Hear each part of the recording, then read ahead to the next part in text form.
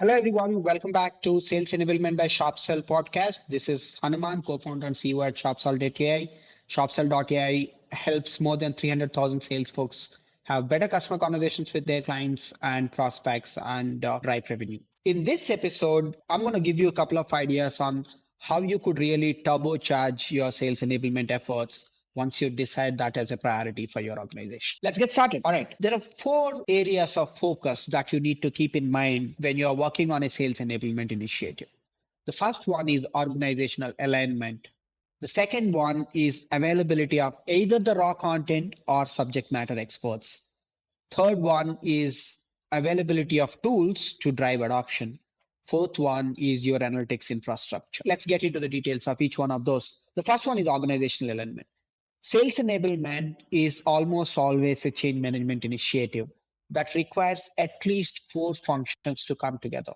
Your sales enablement, your digital transformation teams, your product teams, your sales team, your marketing teams, and at times your training teams.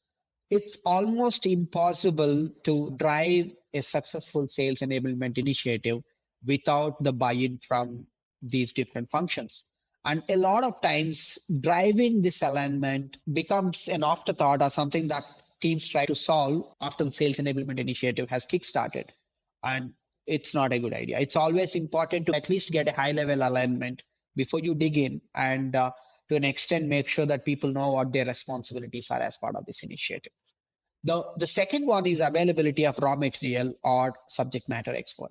And I think you would have heard this before. One of the key things that drive a successful sales enablement initiative is the content that is in the right format with the right information in the right context for the sales folks.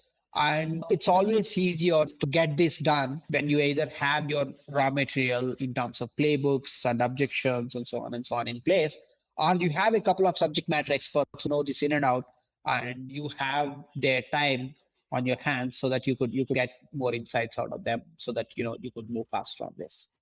The third one is adoption. So just like any other digital initiative, one of the core concerns when you run a sales enablement initiative is how am I going to make sure the sales folks to use it? Because sales folks are considered very difficult audience when it comes to engaging or driving adoption. So you can't think of adoption later. On day one, you should really figure out how do I make my sales folks use it? How do I avoid friction? How do I make it as part of their daily routine? How do I make it as part of their role? How do I make it as part of day-to-day journey? So these are things that you got to think of on day one.